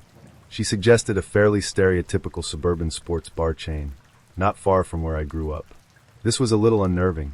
Not to sound snobby, but come on. It wasn't Buffalo Wild Wings. But not much better. Still, she was fitting in the meetup after a volleyball league, so I figured we'd meet, get a quick drink, talk a bit, and see if an actual date would be worth it. What's the harm?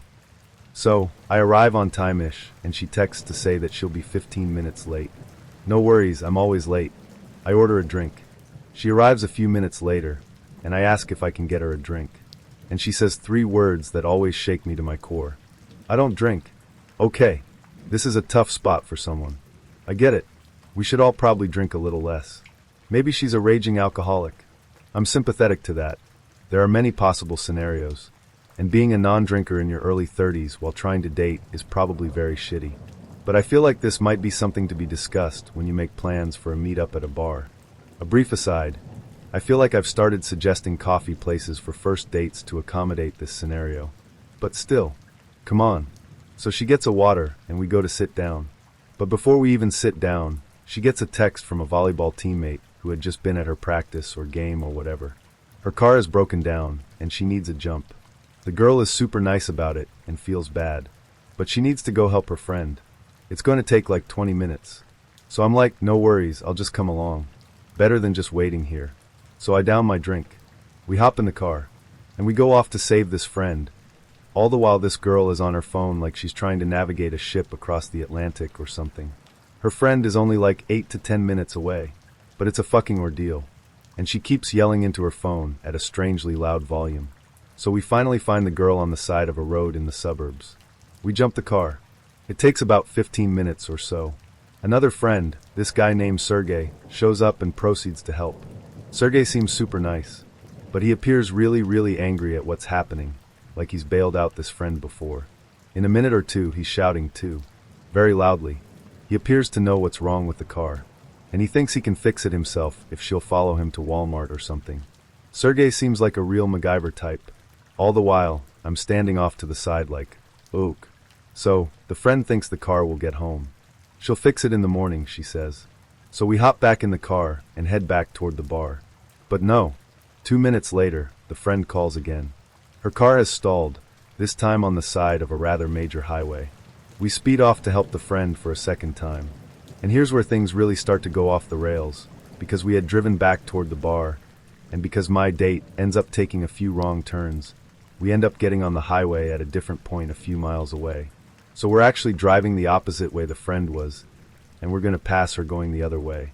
But instead of just exiting and getting back on the highway that way, my date pulls this super aggressive U-turn, hopping across a grass median in the process, and then proceeds to pull a second U-turn in the middle of the highway, parking her car the wrong way on the shoulder, so the front of her car is facing the front of her friend's car. You follow this? In my mind, I'm like, holy shit, that was a fucking ballsy maneuver, and not really in a good way. Moments later, Sergey shows up. At this point, I realize he does not have on shoes. Wait, did he ever have shoes? Who can say? We jump the car a second time. It takes like another 25 minutes. And shit is getting dramatic. There's more yelling. By the end, this whole ordeal has taken close to an hour, and I'm spent. My date is apologetic enough. I feel bad too. And I say the typical thing, don't worry about it. We needed to help out your friend. It's not a big deal at all. I wouldn't be doing anything interesting right now anyway. At this point, I guess I'm not totally opposed to a second meetup. Maybe this friend is just helpless, and I kind of feel for her. So we drive back to the bar, where she's going to drop me back at my car. And then it happens. As she parks next to my car, she goes, "By the way, I wanted to show you something. Do you like guns? Good question. I suppose I don't have anything specifically against guns. I would never own one, and I've never been hunting. But mostly, I've never heard a date say that. Yeah, I guess, I stammer. Here, let me show you, she says. So she reaches across me, opens the glove box, and pulls out a rather sleek-looking pistol. Again, I know nothing about guns. This one is small, but it looks very nice, I must admit. She tells me what kind of brand it is, and asks if I want to hold it. So for a moment, I sit there, in the parking lot of a suburban sports bar chain, on a first date with a random Tinder match, holding a gun in the passenger seat. After about 5 seconds, I offer the gun back. Here, I say in probably the lamest voice that has ever come out of my mouth. Moments later, I decide it's time to leave. Thank you so much, I say. I had a great time. Before this incident happened, I was in the middle of making a true crime Facebook group for my city, not kidding. This just happened last night, and I'm still very scared, very paranoid, and very upset.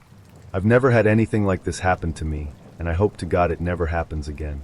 This is actually really insane, and I did not think this was going to be my night. So right after I finished making this group, I went to leave to go to the store. A few days prior I had told this guy, a guy who I had been seeing for a couple weeks from Tinder, that I didn't want to speak to him anymore based on the premise that I really wanted to focus solely on myself and not really date. The other part was that I was not into him, but this is honestly irrelevant. Any guy who has told you don't want to talk to them anymore should know you mean, I don't want to talk to you anymore, . He decided to continue to message me multiple times, and I ignored all the messages because, see aforementioned what I said to him. Finally, after almost 20 messages on WhatsApp, I looked at them and saw a message that scared the shit out of me. I don't care if you're working on yourself, and you don't want to talk to me, I'm still going to send you things because I care about you, along with insane messages like, damn I miss you, and random videos from downtown where he was watching karaoke. I then blocked him in terror and blocked him on every other thing, Instagram, my actual phone, and email. A few hours later, a voicemail came through because Sprint is dumb and won't let you block voicemails even if a number is blocked. So I deleted the voicemail without even listening to it. This was a few days ago. Today, I went out my front door and saw someone standing at the edge of my lawn. Their back was turned, but I immediately stumbled back and slammed the door because I fully believed it was him. I was in the middle of a panic attack, and thankfully my front door automatically locks from the inside once it's shut. I live in one of those big old houses that are split into apartments, so I ran up the stairs to my apartment, shut that door, and started freaking out. I waited a bit and then checked my back door, which is a door on the side of my house with some stairs. The person had vanished, which was really odd. I came back in, still not fully convinced it was him, and decided to just go to the store. I held my keys between my fingers and walked down the sidewalk to my car, which is a little ways as I don't have off-street parking. I was gone for almost an hour. During this time, I had called one of my more badass male friends and basically told him I was being stalked and that I was 99% sure this guy was waiting outside my house. The scary part was that I had no idea how long he had been out there, as I was happily making this group and just messing around in my apartment. I come back, and I'm walking up to my door when I see the same guy walking erratically in the yard of the house next to mine. Freaking out, I jam my key in the front door and shut the door behind me, and then proceed to cautiously go to the back door and open it slowly. Looking up at me from the yard right by my back steps is him. It was him. The entire fucking time. Immediately I just said to him, "What the fuck are you doing? Like seriously, what the actual fuck do you think you're doing?" He proceeds to look up at me with this crazed expression and goes, Hey, what's wrong? What's wrong? Come talk to me." I stood there in disbelief for like a second, and then just yelled, "Okay, fuck this," and I heard him going, "No wait, dash," before I slammed the door and locked it. This is where I honestly started fearing for my fucking life. I cannot believe this happened the night I made a MFM fan group, but I guess weirder shit has happened. I hear him thunder up my steps, and he starts slamming on my door, just pounding on it. That's when I called 911. As I'm telling the dispatch guy what's happening, and trying not to have a full mental breakdown, he's still pounding away on my door, and at one point yells, "Hey" to me. My back door is far enough away from my kitchen, so that he can't see me, but I still felt like the slamming was right on my eardrum. The dispatch guy sends some cops, and tells me they're pulling up, and I let him go. I've been shaking this entire time, and I still fucking am, and I keep mistyping things because of it. The cops show up, and I hear them talking to him, but I don't know what's going on. Then I hear a different pounding on my door and a flashlight shining through it, so I go down the steps, still worried he's going to somehow jump out from behind the officer and open the door. I wouldn't even go outside the door frame before a male officer told me that he was down at the bottom of the steps talking to a female officer. He asked me all the crap you ask in this situation, which I've only ever heard about in YouTube storytime videos or through true crime, how ironic. And then he told me I had to go down there to tell him with the officers as witnesses that I do not want contact with him anymore. My exact words, in probably the most deadly voice I think I've ever used: I don't want you to ever contact me or come anywhere near me ever again. I want nothing to do with you, and clearly that didn't sink in the first time I told you. He's standing there, his eyes all misty, and literally goes, "I apologize, right?"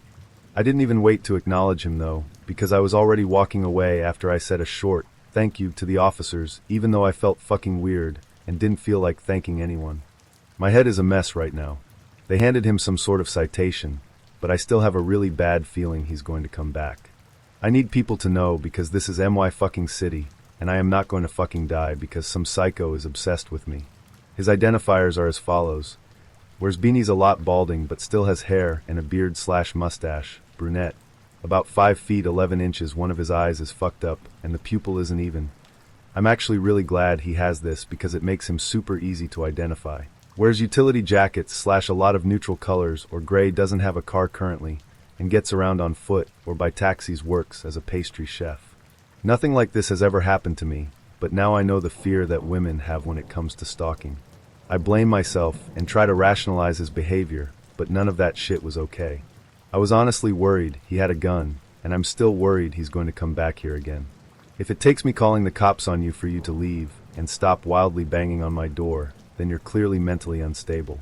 I did call my friend I talked to before, and he offered me a couch to crash on, but I think I'm okay. I live in a pretty populated area. I'm just really worried about walking from my car to my house tomorrow night when I leave work. I need 2 incidents to file a PPO, so there's not much I can do but be extremely cautious and protect myself. You never know who you're going to meet on Tinder. Please be safe. Please be cautious. Trust your gut. TLDR, psychotic Tinder fuckface. Let's not meet. Ever. Again. Or a PPO is heading your way. And my pepper spray I just ordered. And possibly a kick to your balls. Update. My property manager is now working with me, so I can find a new place to live. Hell yes. Second update. I had to obtain the police report from this situation in order to avoid a huge fine for breaking my lease. Not only was he drunk, I later found a beer can under my porch steps, and he must have been sitting on them, getting drunk and waiting for me to come outside. Ew. He lied to the female police officer and told her I didn't tell him to leave. My badass friend said that was a bitch move on his part, LMAO. Finally, the idiotic cop taking MY report recorded that we hooked up when I specifically told that idiot that we did not hook up and that we just went on some dates. He puts in the report, hooked up a few times. There is a huge difference between those two things. Also, I have zero idea why that's relevant to the incident. At all. I'm from the middle of nowhere, born and raised, which can get awfully boring.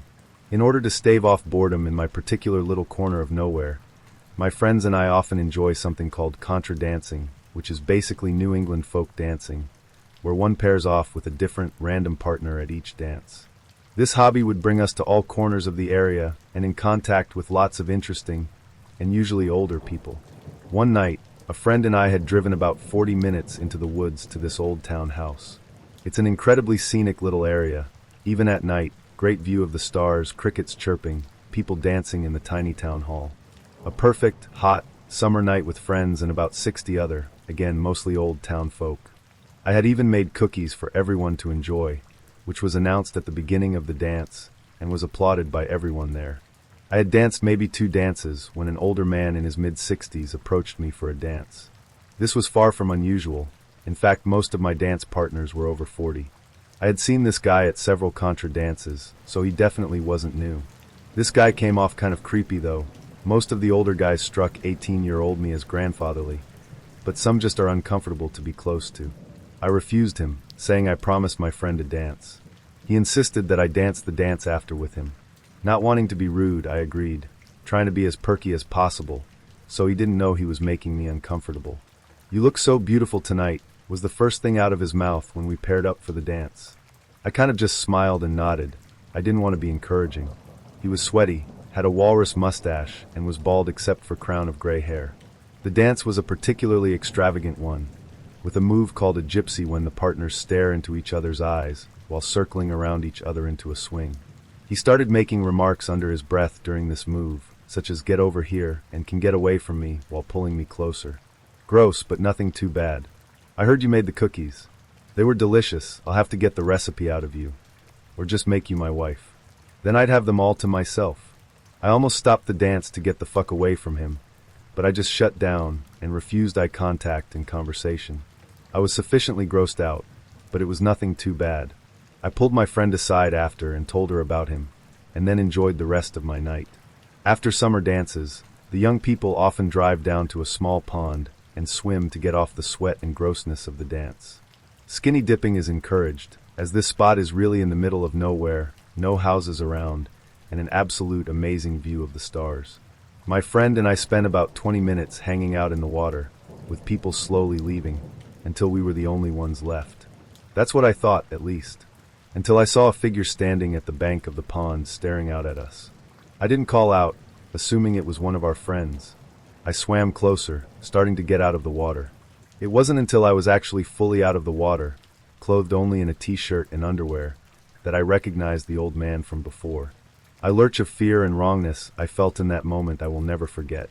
I have never seen anyone above the age of 25 go down to the pond with us, and he was fully clothed and not there for a swim. He also wasn't saying anything. "Shannon, we have to go now," I yelled back at her. The pond bank was narrow, and it was hard to scramble around him. I was pretending I couldn't see him, that he wasn't there, or that I didn't care he was there. Shannon was about 20 feet behind me when he turned to follow me back to the cars. The rocks were painful to walk on and made it hard to move quickly. "I heard you guys were coming down here," he said. At this point, Shannon was just coming near him. She did not recognize him from earlier stories, and wasn't reacting to the creepiness as strongly as I was. "Haha, yeah, sometimes we cool off down here," Shannon replied. He got between me and her, blocking her from the car. "You know, you and your friend look like sisters. I heard she made the cookies. Do you cook as well as her? I'd love a pair of you at home." This is when the situation really hits Shannon. We're alone, with this guy who's apparently followed us to the middle of nowhere, with unknown intentions. "It was nice talking to you, but we have to go. Now. Come on, Shannon." I was practically running to the car, throwing the words over my shoulder. He put a hand on Shannon's bare shoulder, which spurred her after me. "Come on, you too. I'm just trying to have some fun." I was already in reverse by the time Shannon got in the car with me. We tore out of the dirt road at about 50 miles per hour and hit pavement at around 70. I almost puked when I saw headlights turn out from the road following us. Since I was about 40 minutes from home through all back roads, I took a gamble and headed towards the nearest gas station, followed the whole way. We stopped at the station, right in front of those huge windows in front. He slowed down, looked at us, and then sped away. I haven't seen him at a contra dance since, which is the scariest thing to me, as he used to be a regular. In my experience, contra dancers are a loyal bunch, but this guy just sort of drifted in for a couple months and disappeared just as quickly. Still makes me uncomfortable to think about. This one was a bad experience from the start. We tried to go to my favorite local breakfast place that has the best eggs Benedict in town. It's cute, has great staff, a fun environment. Unfortunately, the wait time was about an hour, so I suggested we go somewhere else. We don't have any shortage of breakfast spots around here, and I was ready to suggest a few others when he suggests we go to another classic breakfast spot. Denny's. Okay, sure. Denny's is the place I find myself with friends at 2 a.m. because we wanted a milkshake and fries, at 2 in the morning when there's no other option. Or when you're on a road trip and you have to stop at Denny's at least once because that's what you do. But alright, breakfast date at Denny's it is. By the time we sat down, I already had an inkling that it's going to be a no from me if he asked for another date. At this point, he had told me all about his favorite protein powder and how much he benches. Time passed, we ordered food, and I was doing a lot of nodding and wondering if this guy was ever going to ask me a single question about myself. Finally, the question he chose to ask was what kind of car I drive. I mentioned that I was currently saving up to buy my first car. Oh, no way. That's actually awesome because I'm selling my car. So what's your budget? I'm thinking of selling it for like $5,000. That's pretty reasonable, don't you think? You in? Spoiler alert. I was not in.